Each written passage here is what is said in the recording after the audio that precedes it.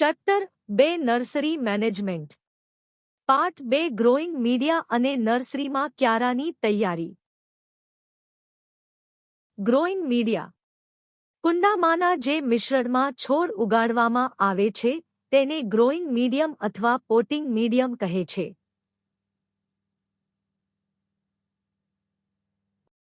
Potting સામગ્રીના પ્રકારની પસંદગી મહત્વપૂર્ણ છે કારણ કે છોડની વૃદ્ધિ સંપૂર્ણપણે તેના પર આધાર રાખે છે.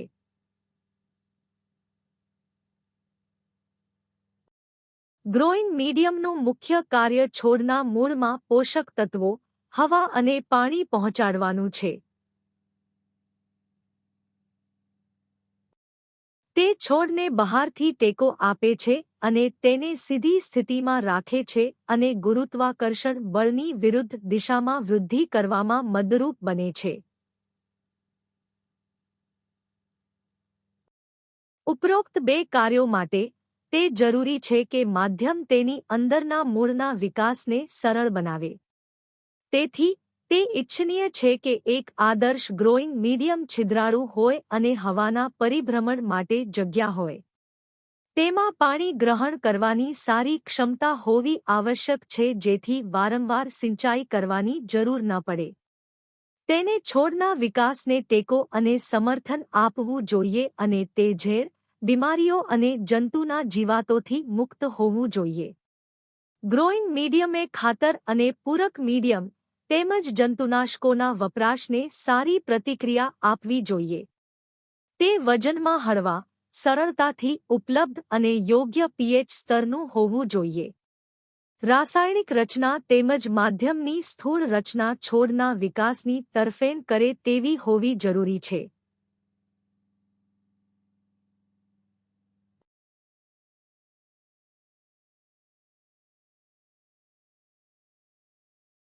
ગ્રોઈંગ મીડિયમના પ્રકાર. છોડની સંખ્યાત્મક વૃદ્ધિ માટે વિવિધ પ્રકારના ગ્રોઈંગ મીડિયમનો ઉપયોગ થાય છે. ગાર્ડન માટી. હળવી અને રેતાળ જમીન એ આદર્શ ગ્રોઈંગ મીડિયમ છે, જ્યારે ગઠ્ઠાવાળી, ચીકણી, કાદવ અથવા માટીવાળી જમીન પસંદ કરવામાં આવતી નથી કારણ કે તેમાં ચીકાશ હોવાથી હવાનું પરિભ્રમણ મુશ્કેલ થઈ જાય છે. માટીમાં જૈવિક અને અજૈવિક બંને પદાર્થો હોય છે. માટી એક સર્વસામાન્ય, સાર્વત્રિક, સરળતાથી ઉપલબ્ધ અને તુલનાત્મક સસ્તી માધ્યમ છે, જે નર્સરીમાં વપરાય છે. મોટા કણોનું કદ આ માધ્યમને વધુ છિદ્રાળુ, વાયુયુક્ત અને સારી રીતે ડ્રેઇન થાય તેવી બનાવે છે. રે માધ્યમના કણોના કદમાં વધારાની સાથે પાણી ગ્રહણ કરવાની ક્ષમતામાં ઘટાડો થાય છે. રેતીનો સામા કદ 0.05 થી 22 મિલીમીટર છે. ક્વાર્ટઝ રેતી એક ઉપયોગી ગ્રોઈંગ મીડિયમ છે પરંતુ તેમાં પોષક તત્વોનો અભાવ છે. તે પ્રમાણમાં સસ્તું અને ભારે છે. સામાન્ય રીતે, તે માટી સાથે ભળી જાય છે અને સારી રીતે ડ્રેઇન થાય તેવા છિદ્રાળુ માધ્યમ તરીકે વપરાય છે.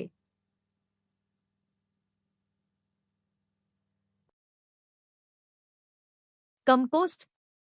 તે માટી સાથે ઉપયોગમાં લેવાતો સજીવ પદાર્થ છે.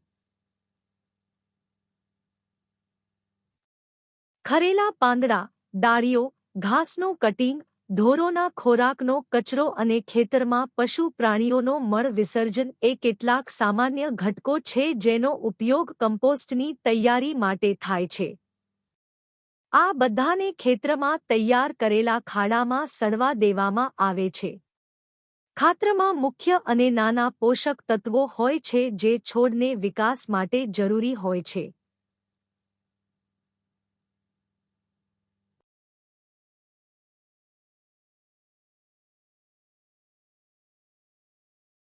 શેવાળ. તેમાં પાણી પકડવાની ક્ષમતા ઉત્તમ છે અને તેના કારણે ઘણી વખત વજનમાં ભારે થઈ જાય છે. તે સામાન્ય રીતે એર લેયરિંગમાં મૂળ વધારવાના માધ્યમ તરીકે વપરાય છે. તે તુલનાત્મક રૂપે ખર્ચાળ છે અને સરળતાથી ઉપલબ્ધ નથી.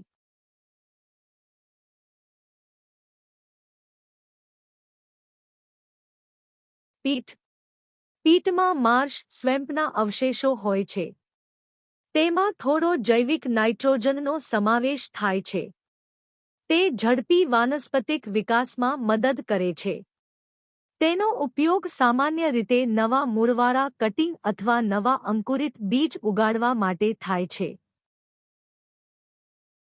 Coir peat. Coir peat fibre ડસ્ટમાંથી મેળવવામાં આવે છે. તે પ્રકૃતિમાં એસિડિક છે અને તેનું પીએચ લગભગ 5.0 છે. તેમાં પાણીની રિટેન્શન ક્ષમતા વધારે છે. વર્મિક્યુલાઇટ. તે કેમિકલી રીતે hydrated magnesium aluminium ion silicate છે.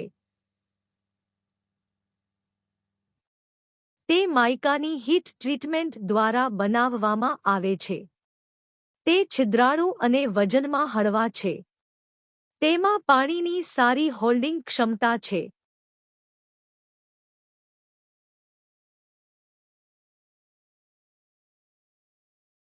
પરલાઇટ. તે જ્વાળામુખી મૂળનું એક કુદરતી ખનિજ છે, જેનું વજન ઓછું છે. પીએચ સામાન્ય રીતે તટસ્થથી સહેજ ક્ષારયુક્ત હોય છે. લાકડાનો વેર.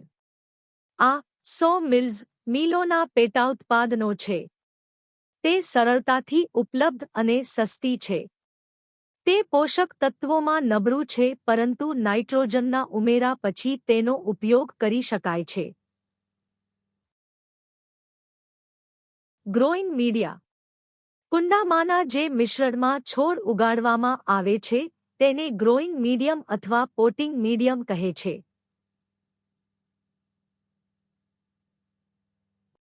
પોટિંગ સામગ્રીના પ્રકારની પસંદગી મહત્વપૂર્ણ છે કારણ કે છોડની વૃદ્ધિ સંપૂર્ણપણે તેના પર આધાર રાખે છે.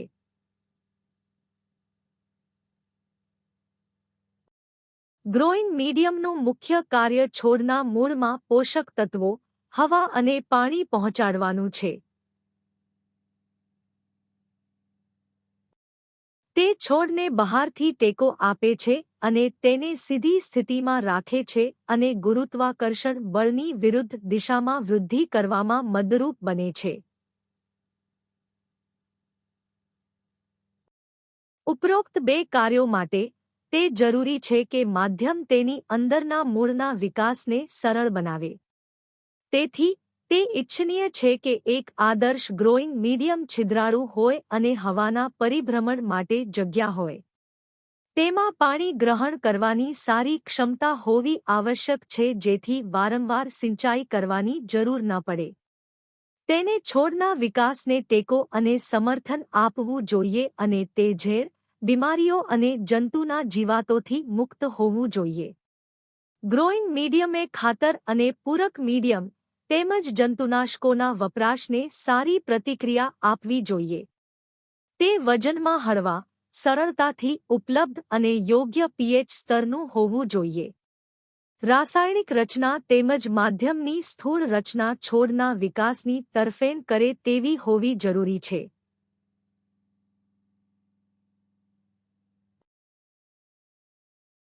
નર્સરી બેડ, ક્યારી અને તેનું મહત્વ. નર્સરી બેડે રોપાઓ ઉછેરવા અથવા રોપણી સામગ્રીને તૈયાર કરવાના ઉપયોગ માટે તૈયાર કરેલો જમીનનો એક ભાગ છે. તે નાના રોપાઓના વિકાસ માટે કાંચલાઉ સ્થળ તરીકે કાર્ય કરે છે.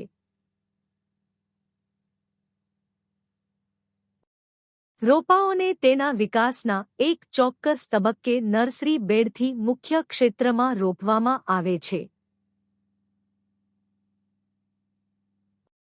નર્સરી બેડ 1 મીટર પહોળાઈનો એક નાનો પ્લોટ છે જ્યાં બીજને તેની પહોળાઈ મુજબ નજીક વાવણી કરવામાં આવે છે.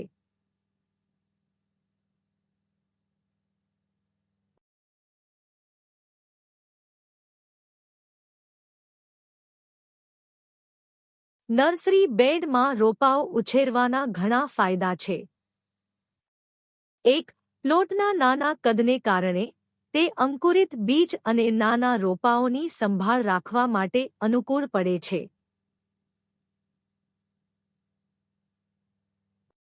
2. પ્રમાણમાં નાના વિસ્તારમાં અસરકારક રીતે અનુકૂળ પરિસ્થિતિઓ પ્રદાન કરી શકાય છે. 3. રોગો અને જીવાતો સામેના સાવચેતીના પગલાં સરળતાથી હાથ ધરી શકાય છે. 4. ઊંચી ક્યારીઓ પાણીના ભરાવાને ટાળે છે અને મૂળને વાયુ પરિભ્રમણ પૂરું પાડે છે. તેના કારણે રોપાઓ વૃદ્ધિ ઝડપી અને રોપાઓને સક્ષમ કરે છે.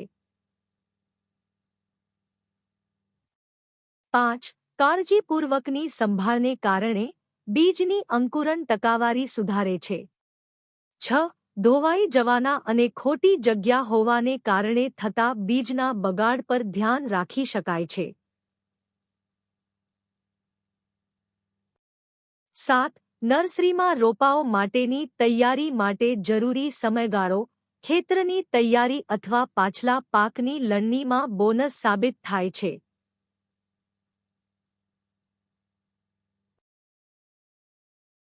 નર્સરી માટે સ્થળ પસંદગી.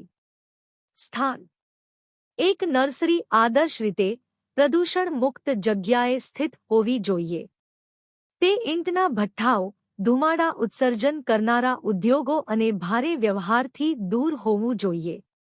નોન કોન્ક્રીટ, કાચા રસ્તાઓ છોડ પર ખૂબ ધૂળ જમા કરે છે.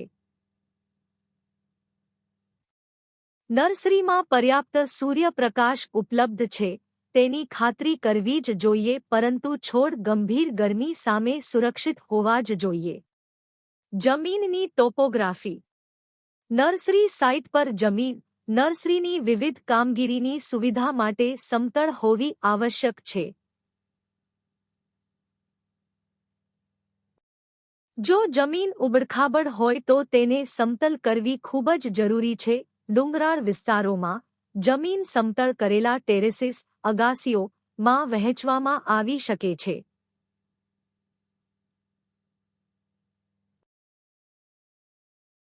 માટી. માટી લોમ અથવા જૈવિક પદાર્થોનો મોટા જથ્થાવાળી રેતાળ લોમ હોવી આવશ્યક છે. જમીનની નવ તટસ્થથી થોડું એસિડિક હોવું જોઈએ અને ક્ષારયુક્ત અથવા ખારાશવાળું હોવું જોઈએ નહીં. જમીનમાં સારી ડ્રેનેજ અને યોગ્ય પાણી રિટેન્શન ક્ષમતા હોવી જોઈએ. વાયુયુક્ત, છિદ્રાળુ, ફળદ્રુપ અને ઉત્પાદક જમીન વધુ પસંદગીપાત્ર છે.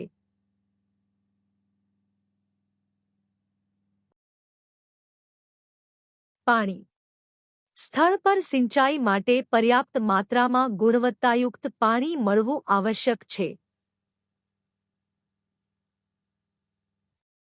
નર્સરી પાણી કુદરતી સ્ત્રોતની નજીક હોવી જ જોઈએ.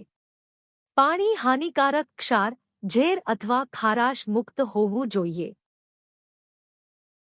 ડ્રેનેજ. નર્સરી સાઇટ બિનજરૂરી પાણીના ભરાવાથી મુક્ત હોવી જોઈએ. પાણી લાંબા ગાળા સુધી અટકી રહેવું જોઈએ નહીં, કારણ કે તેનાથી નુકસાન કરતા ગેસ ઉત્પન્ન થાય છે જે મૂળને નબળા વિકાસ તરફ દોરી જાય છે. તેથી સાઇટ પર ડ્રેનેજની યોગ્ય સુવિધાઓ પૂરી પાડવી અતિઆવશ્યક છે.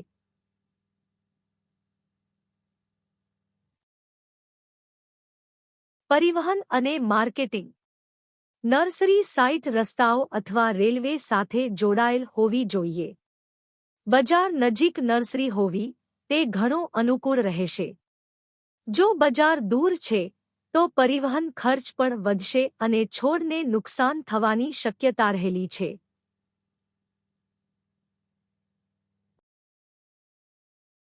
મજૂર. નર્સરી કાર્યમાં ઘણી મહેનત છે અને કુશળ મજૂર કામદારો જરૂરી છે, તેથી આસપાસમાં કુશળ મજૂરની ઉપલબ્ધતા મહત્વપૂર્ણ છે.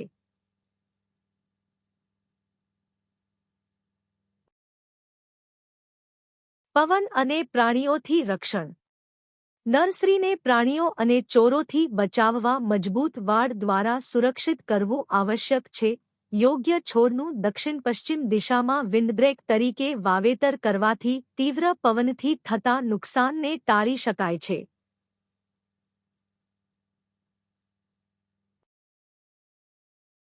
સનકેન બેડ ખાડામાં ક્યારાઓ. આ પ્રકારના નર્સરી બેડ સૂકા અને પવનવાળા વિસ્તારમાં બનાવાય છે. નામ સૂચવે છે તેમ ગ્રાઉન્ડ લેવલથી 10 થી 15 સેમી જમીનની નીચેની બાજુ તૈયાર કરાય છે. આ બેડ્સ લાંબા સમય સુધી સિંચાઈનું પાણી અથવા વરસાદી પાણીનો જથ્થો જાળવે છે. પાણીની અછત અથવા અછતનો સામનો કરી રહેલા વિસ્તારોમાં આ બેડ્સ ભેજને બચાવવા માટે મદદ કરે છે. આ ઉપરાંત તે નાના રોપાઓને ભારે પવનથી બચાવે છે.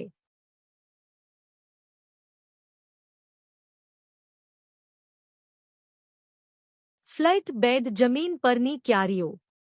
આ ક્યારીઓ જમીનની સપાટી પર ખેતરના સ્તરે તૈયાર કરવામાં આવે છે. સિંચાઈના પાણીને ક્યારીમાં રોકવા માટે પાળા બનાવવામાં આવે છે. નર્સરીમાં ઉનાળા અને શિયાળાની ઋતુમાં રોપાઓ ઉછેરવા માટે બનાવવામાં આવે છે.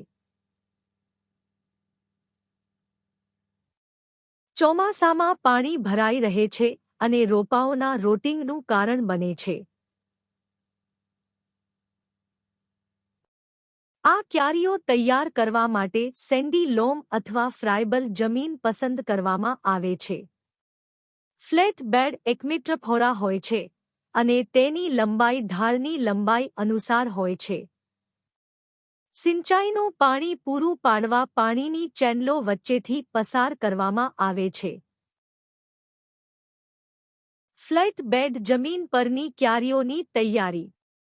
ફ્લેટ બેડ બનાવવા માટે વિસ્તારને ચિહ્નિત કરો. આ ચિહ્નિત બેડ સપાટી ખોદવામાં આવે છે. તેને ખોદીને બરાબર બનાવો. ખાતર FYM અથવા ખાતર બેડ માપ અનુસાર સમાવિષ્ટ કરો. કેટલાક જંતુનાશક જેમ કે ફોરેટ 10D ઉધઈ ટાળવા માટે પણ ઉમેરવામાં આવે છે. ત્યારબાદ માટી દ્વારા થતા ચેપ તપાસવા માટે યોગ્ય ફૂગનાશકો સાથે સામાન્ય રીતે થીરામ 3G કિલોગ્રામ બીજ વાવેતર કરવામાં આવે છે.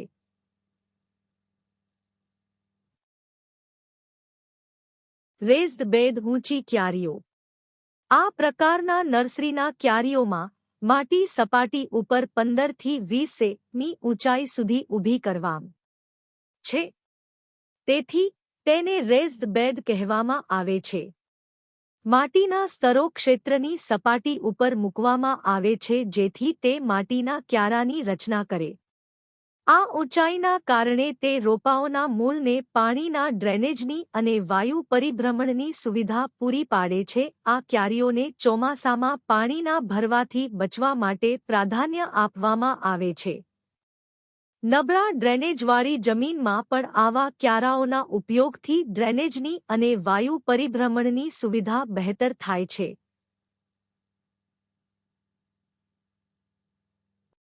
ચોમાસામાં રેઝ્ડ બેડ ડેમ્પિંગ ઓફનું જોખમ ઘટાડે છે અને રોપાના બચવાની શક્યતા વધારે છે.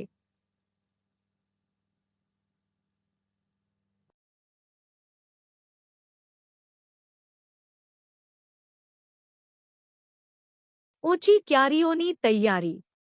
જમીનની સપાટી ખોદવામાં આવે છે અને તેને સમથળ અને સાફ ફાઇન ટિલ્ટ કરવામાં આવે છે. તે પછી સપાટીની ઊંચાઈ વધારવા પથારીની આજુબાજુની માટી ઉપર ખેંચાય છે જેથી ક્યારીની આજુબાજુ આપમેળે ખાઈ બનાવે છે જે પાછળથી સિંચાઈ માટે વપરાય છે. આ સમયે ખાતર અને મેન્યોર ઉમેરવામાં આવે છે. આ ક્યારીઓ પણ પાળાઓથી બંધ છે. આંતરિક કામગીરીની સુવિધા માટે બેડની પહોળાઈ 1 મીટર છે. આ ક્યારીઓ જમીનની સપાટીથી લગભગ 10 થી 12 સેમી ઊંચી હોય છે અને લંબાઈ જમીનના ઢાળ અનુસાર બદલાઈ શકે છે. આંતરિક કામગીરીની સુવિધા માટે ક્યારીઓની બે હરોળ વચ્ચે 30 થી 50 સેમી નું અંતર રાખવામાં આવે છે.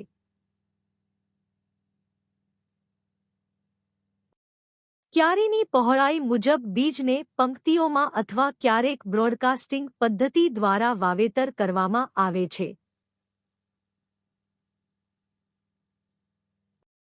શરૂઆતમાં પાણી છંટકાવથી અથવા પાણી છાંટવાના ડબ્બાથી પૂરું પાડવામાં આવે છે, જેથી વાવેલા બીજ વિખરાઈ જાય નહીં.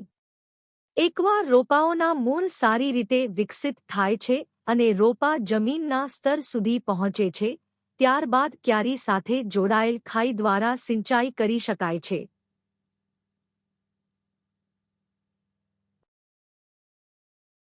એક સામાન્ય રીતે ક્યારીઓ વાવેલા બીજના અંકુરણ અથવા કટિંગ ડાળીના મૂળ ઉગાડવા માટે વપરાય છે.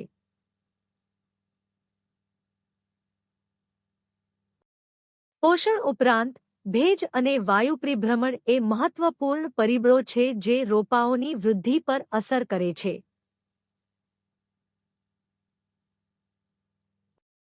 બે નર્સરી બેડ ફળદ્રુપ જમીનમાં બનાવવો જોઈએ. આ જમીનની માટી કાર્બનિક પદાર્થો સામગ્રીથી સમૃદ્ધ હોવી જોઈએ સાથે ડ્રેનેજ અને વાયુ પરિભ્રમણ સારું થવું જોઈએ. જે માટીમાં વોટર રિટેન્શન ક્ષમતા સારી હોય તેને સિંચાઈની વારંવાર જરૂર હોતી નથી. 3. વધુ સિંચાઈ સંકેન બેડ અને જમીન પરની ક્યારીઓના બીજ અને રોપાઓને સડા તરફ દોરી જાય છે. સિંચાઈ જમીનના પ્રકાર પર આધાર રાખે છે. રેતાળ જમીનમાં વારંવાર સિંચાઈની જરૂર પડે છે. 4. માટીજન્ય ચેપ જેમ કે નેમાટોડ્સ, જંતુઓ અને જીવાત અને રોગ માટીની સારવાર દ્વારા ટાળી શકાય. 5. સામાન્ય રીતે પહોળાઈ 1 મીટરથી વધારે ન હોવી જોઈએ અને લંબાઈ જમીનના ઢોળ અનુસાર હોવી જોઈએ જેથી જ્યારે સિંચાઈ કરવામાં આવે ત્યારે પાણી ક્યારાના દરેક ખૂણા સુધી પહોંચે છે, આખો ક્યારો સિંચાઈ જાય છે. 6. રોપાઓ નાજુક અને સુક્યુલન્સ છે અને તેમને ગરમીનો આંચકો લાગતો હોય છે, તેથી સાઇટમાં તૈયાર કરતા ક્યારામાં આંશિક હાથો પ્રાપ્ત થતો હોવો જોઈએ. ઉષ્ણકટિબંધીય અને ઉષ્ણકટિબંધીય ભારતમાં સીધા સૂર્યપ્રકાશવાળી સાઇટ ટાળવી જોઈએ. મેન્યોર અને ખાતરોનો ઉપયોગ. મેન્યોર તે પોષક તત્વોને ધીરે ધીરે મુક્ત કરે છે. મેન્યોર નાખવામાં આવે ત્યારે તે જમીનમાંથી ઓછા થયેલા પોષક તત્વોની કમી પૂરી કરે તેવી સંભાવના છે. આ ઉપરાંત તે જમીનની રચનાને સુધારે છે, જેના કારણે ડ્રેનેજ અને વાયુ પરિભ્રમણ પણ સુધરે છે. તેથી જમીનની તૈયારી સમયે સડેલા ફાર્મ યાર્ડ ખાતર FYM ને મિક્સ કરવાની સંપૂર્ણપણે ભલામણ કરવામાં આવે છે. નર્સરીના ક્યારાઓની તૈયારી દરમિયાન માટીમાં સારી રીતે 5 થી 10 કિલો સડેલા FYM પ્રતિ ચોરસ મીટર ક્ષેત્રફળ મિક્સ કરવું જોઈએ. ખાતરો. Bessel application. નર્સરી બેડની તૈયારી સમયે અને ભાગ્યા અથવા બીજ વાવણી સમયે થતા ખાતરનો ઉપયોગને બેસલ એપ્લિકેશન અથવા બેસલ ડ્રેસિંગ કહેવામાં આવે છે. આ પદ્ધતિમાં ખાતર સમગ્ર નર્સરી બેડમાં એકસરખી ફેલાય છે અને માટી સાથે મિશ્રિત કરવામાં આવે છે. આ પદ્ધતિ ફોસ્ફેટિક અને પોટેશિક ખાતરો માટે યોગ્ય છે. ટોપ ડ્રેસિંગ. ખાસ કરીને નાઇટ્રોજનયુક્ત ખાતરો કે જે સરળતાથી ઉપલબ્ધ હોય છે. ઊભા પાકમાં ખાતરોના પ્રસારણને ટોપ ડ્રેસિંગ કહે છે.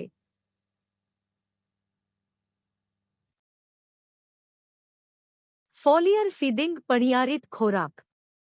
તે નર્સરી પાક, ખાસ કરીને શાકભાજી અને ફૂલોના છોડ માટે ખાતર વાપરવાની બીજી પદ્ધતિ છે.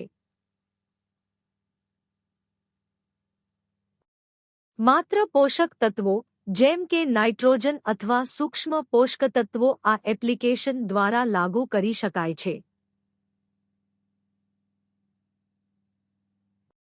જો પાક સૂક્ષ્મ પોષકતત્વોની અછતને કારણે પીડાય છે ની ઉણપના લક્ષણો છોડ પર દેખાય છે, તે પર્ણ્ય ખોરાક દ્વારા સુધારી શકાય છે.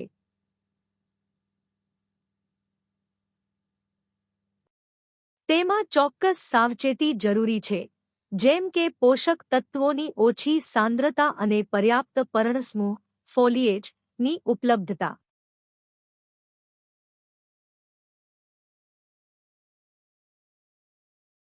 રોપાઓનું રક્ષણ. જમીનની સારવાર. નર્સરી માટે વપરાતી માટી અથવા કોઈપણ વાવેતર માધ્યમ જીવાતો દ્વારા દૂષિત હોઈ શકે છે. વાવેતર માધ્યમમાં જીવાતોની હાજરીના કારણે નર્સરીમાં પાકને મોટું નુકસાન થાય છે અથવા ચેપ રોપાઓ દ્વારા અથવા મૂળ પર લાગેલા માધ્યમ દ્વારા ખેતરમાં પણ લાગી શકે છે. તેથી જ એવું પસંદ કરવામાં આવે કે જે માધ્યમ નર્સરી માટે વપરાય છે તે ચેપ અથવા ઉપદ્રવથી મુક્ત હોવા જોઈએ. માટીના ઉપચાર માટે અપાયેલી ભિન્ન ભિન્ન પદ્ધતિઓ નીચે મુજબ છે. માટીનું સોલેરાઇઝેશન. આ પદ્ધતિમાં માટી અથવા માધ્યમનું તાપમાન ખૂબ વધારવામાં 47 ડિગ્રી સે અને તેથી વધુ આવે છે. જેથી ચેપ લગાવે તેવી જીવાતો નિયંત્રણમાં આવે છે અથવા નાશ પામે છે. તે એક ભૌતિક પદ્ધતિ છે જે તાપમાન વધારવા માટે સૂર્યની ઊર્જાનો ઉપયોગ કરે છે.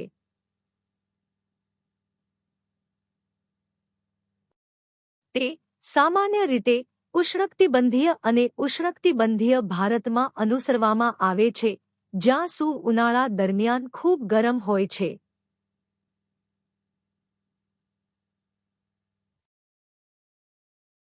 કાર્યવાહી. સૌપ્રથમ, ક્યારીવાળી જગ્યા પર માટી ખોદી નાખો.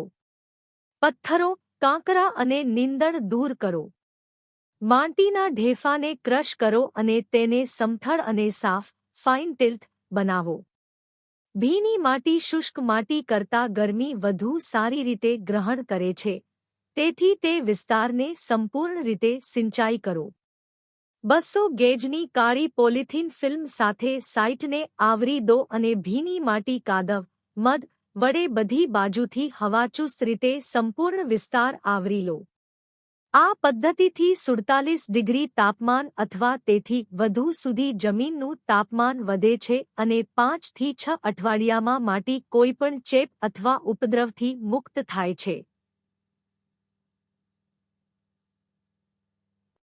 આ સાઇટ પર નર્સરી બેડ તૈયાર કરી શકાય છે અથવા માટીનો ઉપયોગ પોટ્સ અથવા પોલીબેગ ભરવા માટે થઈ શકે છે.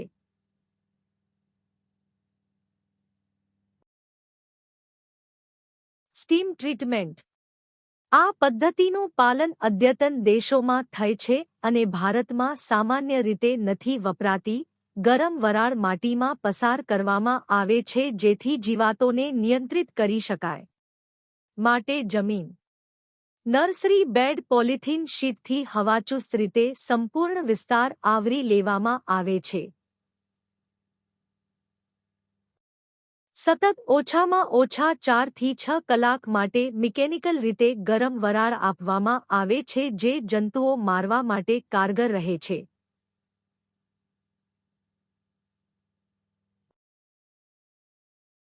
રાસાયણિક સારવાર. ફોર્માલિન. વાણિજ્યિક ફોર્માલ્ડિહાઇડ પ્રવાહી સ્વરૂપમાં ઉપલબ્ધ છે. તે એક અસરકારક ફ્યુમિગન્ટ, સજીવ, છોડ અને પ્રાણી માટે ખૂબ ઝેરી છે. નર્સરી બેડની જમીન સ્ટેરિલાઇઝેશન સૂક્ષ્મજંતુમુક્ત કરવા માટે 0.25%ની સાંદ્રતા પર હાથ ધરવામાં આવે છે. ઇચ્છિત કદના ક્યારા તૈયાર કરીને ઓછી તીવ્રતાવાળા કોર્માલિન સોલ્યુશન દર ચોરસ મીટર વિસ્તાર દીઠ 4 થી 5 લિટરના દરે ભીજાય છે. સોલ્યુશનને 15 થી 20 મીની ઊંડાઈ સુધી ઉતારવામાં આવે છે. ઝેરી ધુમાડી માટીમાં પ્રવેશ કરે છે અને તેને સૂક્ષ્મજંતુમુક્ત બનાવે છે. આખી સાઇટ જાડા પોલિથીન શીટ વડે આવરી ઉત્સર્જિત ધુમાડો 48 કલાક માટે જાળવી શકાય છે. 48 કલાક પછી કવરને દૂર કરી ક્યારાને બીજ વાવણી માટે પહેલા 78 દિવસ ખુલ્લો રાખવામાં આવે છે. ફોર્માલ્ડિહાઇડ એપ્લિકેશન વખતે ભારે સાવચેતી જરૂરી છે. ધુમાડો સાથે સીધો સંપર્ક ટાળવો. અરજકર્તા દ્વારા ગ્લોવ્સ, માસ્ક અને ગોગલ્સ પહેરવા જ જોઈએ.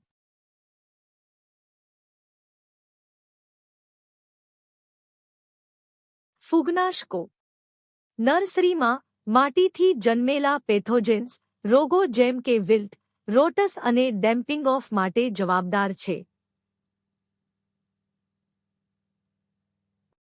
જમીનમાંના ઇનોક્યુલમ્સ જમીનમાં ફૂગનાશકો ઉમેરીને અથવા ભીનાશ દ્વારા કાઢી શકાય છે. ફૂગનાશકો જેવા કે કેપ્ટન અને કાર્બેન્ડાઝિમ માટી પર નીચે મુજબ લાગુ કરી શકાય છે.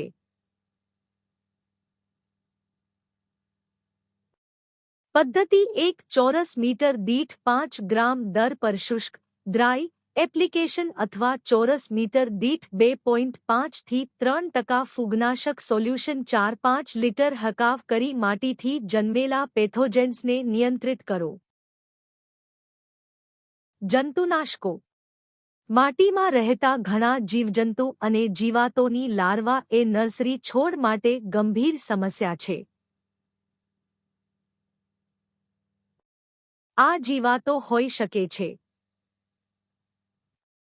જમીનમાં જંતુનાશક દવાઓના ઉપયોગ દ્વારા તેને નિયંત્રણમાં રાખી શકાય છે.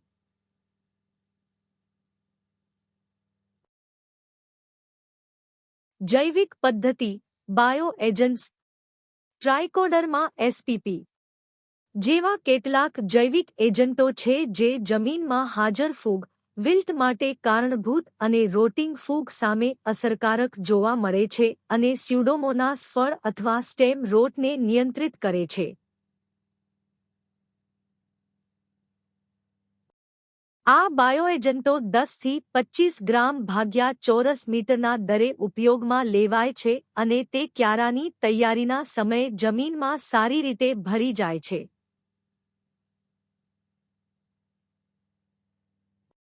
બાયોએજન્ટોના ઉપયોગ બાદ બીજ 2 થી 3 દિવસ પછી વાવવા જોઈએ. બીજની સારવાર ફૂગનાશક દવાઓથી થતી બીજની સારવાર બીજજન્ય તેમજ જમીનજન્ય પેથોજેન્સ સામે અસરકારક હોવાનું જાણવા મળ્યું છે.